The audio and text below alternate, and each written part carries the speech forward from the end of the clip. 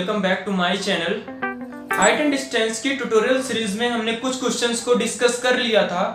हम उसी को कंटिन्यू करते हैं और आगे कुछ क्वेश्चंस को डिस्कस करते हैं और देखते हैं कैसे सॉल्व होता है।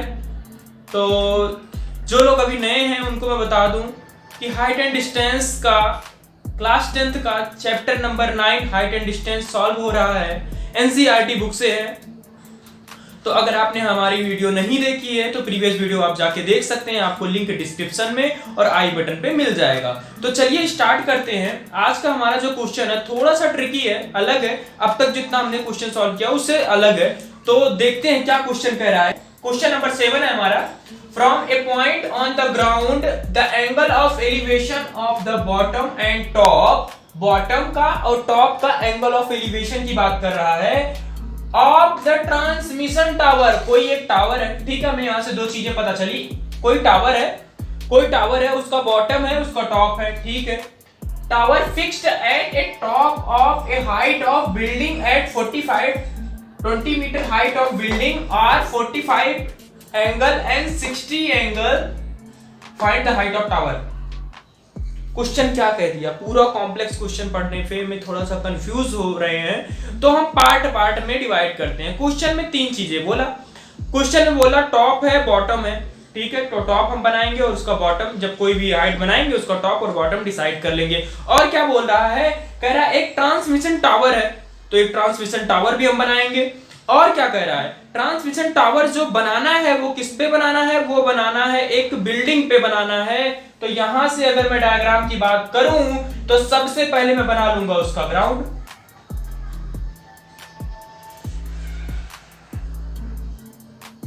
भाई अगर कोई बिल्डिंग है तो सबसे पहले उसका तो ग्राउंड होगा। तो बिल्डिंग है तो उसका मैंने क्या बना दिया कि ये हमारी बिल्डिंग का ये हो गया ग्राउंड। अब क्या कह रहा है, कह रहा है ट्रांसमिशन टावर जो है वो किस पे है, वो है हमारी बिल्डिंग पे है। तो पहले हम एक बिल्डिंग बना लेंगे। तो बिल्डिंग बनाने के लिए तो हमने कहा कि ये हमारी हो गई कुछ बिल्डिंग की हाइट, तो मतलब ये हमारी बिल्डिंग हो गई। अगर ये हमारी बिल्डिंग है और इसी पे क्या कह रहा है, वो टावर है, कौन सा, ट्रांसमिशन टावर इसी पे है, तो हमने कहा कि चलो ट्रांसमिशन टावर भी बना देते हैं। तो ये इसका कुछ छत होगा या कुछ बेस होगा, जो भी बेस होगा, यहां से ट्रांसमिशन टावर भी कुछ ऊपर तक बना लिया हमने कि ये हमारा ट्रांसमिशन टावर हो गया। आई थिंक किसी को कोई प्रॉब्लम नहीं हुई होगी कि ये हमारी नई बिल्डिंग, ये हमारा रहा टावर।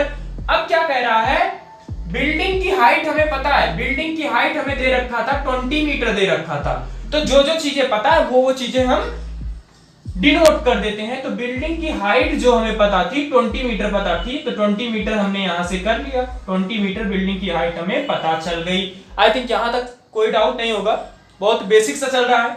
अब जो बात होगी बहुत इंपॉर्टेंट होगी, बहुत ध्यान से देखिएगा। क्या कह रहा है, कह रहा है जो एंगल ऑफ एलिवेशन है, किसका एंगल ऑफ एलिवेशन है, ट्रांसमिशन टावर का। ट्रांसमिशन टावर का जो एंगल ऑफ एलिवेशन है उसके टॉप का, उसके बॉटम का। अगर मैं टॉप की बात करूं तो ये पॉइंट है, उसके बॉटम की बात करूं तो ये पॉइंट है। कह रहा है जो एंगल ऑफ एलिवेशन है, कोई एंगल ऑफ एलिवेशन मतलब कोई भी पर्सन यहां से उसको देख रहा होगा, तो कह रहा है 45 और 60, 45 डिग्री और 60 डिग्री रिस्पेक्टिवली है। तो मतलब मैं बात करूं, अब आपको एक चीज समझा रहा था, लास्ट ट्यूटोरियल में मैंने ये बताया था कि जैसे जैसे हम किसी भी परपेंडिकुलर से पास जाते हैं एंगल हमारा बढ़ता जाता है। बट अगर मैं बात करूं, दो लाइन यहां पे बना लेता हूं, चलिए मैं बना लेता हूं पहले। तो एंगल ऑफ एलिवेशन उसके बॉटम का पहले मैंने ले लिया, फिर एंगल ऑफ एलिवेशन उसके टॉप का ले लिया। अब इसमें कंफ्यूजन होगा, कौन सा इसमें 45 होगा, कौन सा इसमें 60 होगा, ये मैं सॉल्व करता हूं। देखिए ये कुछ एंगल, ये एंगल छोटा है, ये एंगल देखने से ही छोटा लग रहा है, अरे इतना है, छोटा है तो 45 होगा। क्यों 45 होगा, क्योंकि इसका जो एंगल है वो बहुत कम में है, तो 45। बट बात करें अगर इसकी, इस टोटल लिया जाएगा, हाँ एक बात और, ये एंगल टोटल लिया जाएगा, मतलब बेस से लेके उसके ग्राउंड से लेके उसके एंगल ऑफ एलिवेशन के टॉप पॉइंट तक, ये हमारा 60 हो गया।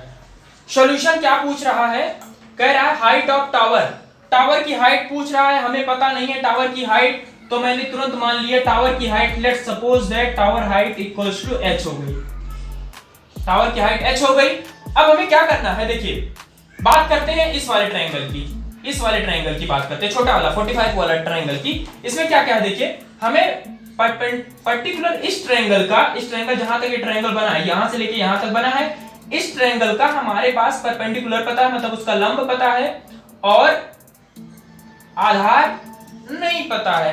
तो सबसे पहले हम उसका आधार फाइंड आउट कर लेते हैं। तो आधार को मैंने मान लिया कि आधार की इसकी डिस्टेंस होगी हमारी x, कुछ भी मान सकते हो, कोई कंपलसरी नहीं है। तो लंब और आधार का हमें लगाना है, तो हमने लगा दिया tan 45 इक्वल्स टू हो गया, लंब हमारा कितना है 20 और बेस हमारा कितना है, बेस हमारा है x। तो tan 45 की वैल्यू 1 होती है, तो यहां से जो आगे फर्दर सॉल्यूशन आ गया 1 इक्वल्स टू 20 अपॉन x।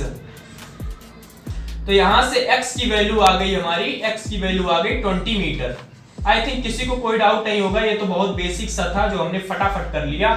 क्यों मैंने पहले 45 लिया, पहले ये जानते हैं। 45 मैंने इसलिए पहले लिया क्योंकि 45 से हमें यहाँ परपेंडिकुलर इसका पता था, आधार बड़े आसानी से पता चलता था, 45 की वैल्यू में पता थी, इसलिए मैंने 45 ले लिया।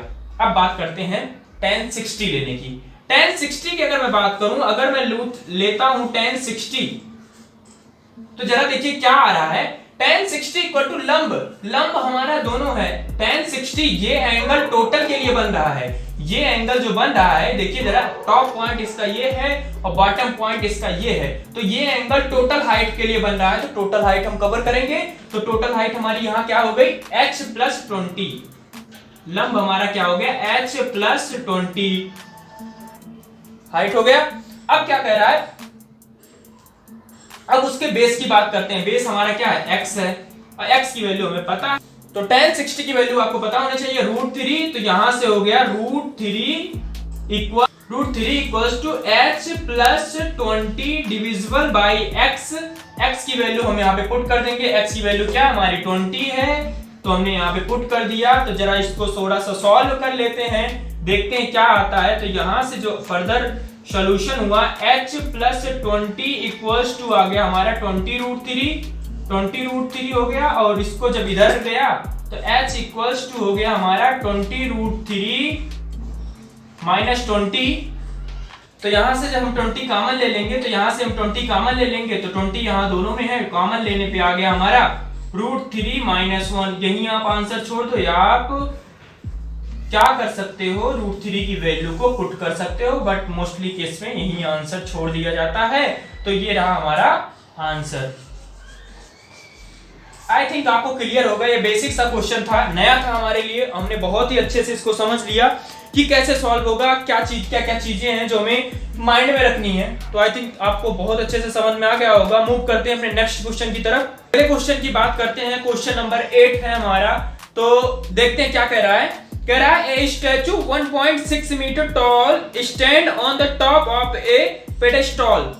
ठीक है, कोई स्टैचू है जो 1.6 मीटर टॉल है, हमें पता चल गया। ठीक है, एक स्टैचू बनाना है जिसकी हाइट 1.6 मीटर होनी चाहिए, और क्या कह रहा है, ये किसी पॉइंट पे, किसी सरफेस पे है, मतलब ऐसे कुछ है, मतलब कुछ ऐसे है।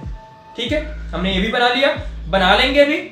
आगे क्या कह रहा है, तो पहले दो चीज बनाते हैं। तो यहां से ये क्लियर हुआ कि कोई स्टैचू है जो 1.6 मीटर टॉल है, और वो है किस पे हमें नहीं पता, कोई पेडेस्टॉल है उस पे वो स्टैचू है।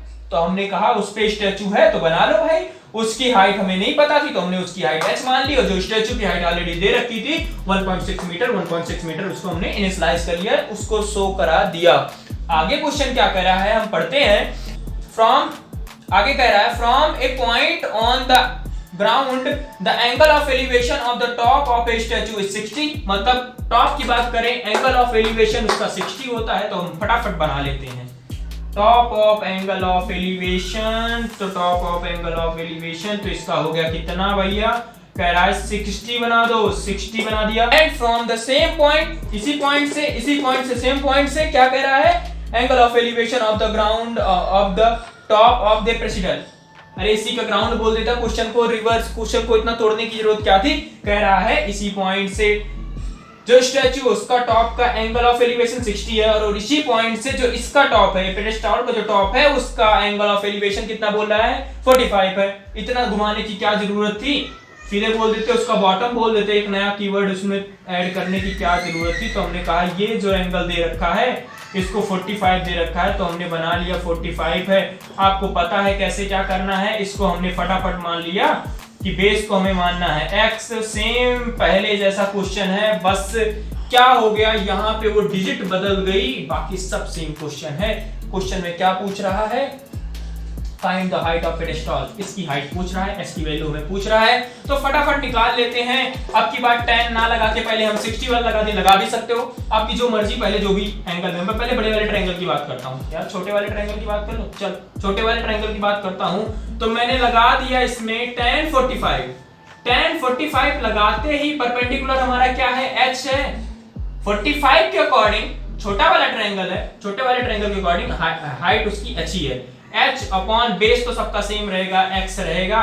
तो 45 की वैल्यू 1 होती है, 1 equals to h upon x। तो यहां से जो x की वैल्यू आ गई, x की वैल्यू हमेशा h की वैल्यू के इक्वल होगी, ये हमारा निकल गया और हमने इसको मान लिया फटाफट इक्वेशन नंबर 1 हमारा। आगे बात करते हैं, हम बड़े वाले ट्रायंगल की बात करते हैं। तो बड़े वाले ट्रायंगल में भी हम सेम काम करेंगे भाई, फटाफट लगा दो। tan 60 इक्वल्स टू परपेंडिकुलर हमारा क्या है, परपेंडिकुलर दोनों का एडिशन है। तो 1.6 प्लस हमारा क्या है, h है। h बेस तो हमारा x ही रहेगा। पूछ किसकी वैल्यू रहा है, पूछ इसमें रहा है x की वैल्यू। तो x की वैल्यू के स्थान पे हम h की वैल्यू रख सकते हैं। तो जरा देखते हैं क्या आता है, √3 equal to 1.6 plus h divisible by h। कोई प्रॉब्लम नहीं होगी, सिंपल था। तो यहां से जब इसको थोड़ा सा और सॉल्व किए तो ये आ गया √3h, यहां से मल्टीप्लाई हो गया, इक्वल्स टू आ गया 1.6 प्लस h आ गया। तो h को लाएंगे इधर, तो यहां से हो गया √3h minus h equals to 1.6। थोड़ा आगे सॉल्व करते हैं, h की वैल्यू कॉमन लेते हैं। तो यहां से आ गया √3 माइनस 1 इक्वल्स टू 1.6।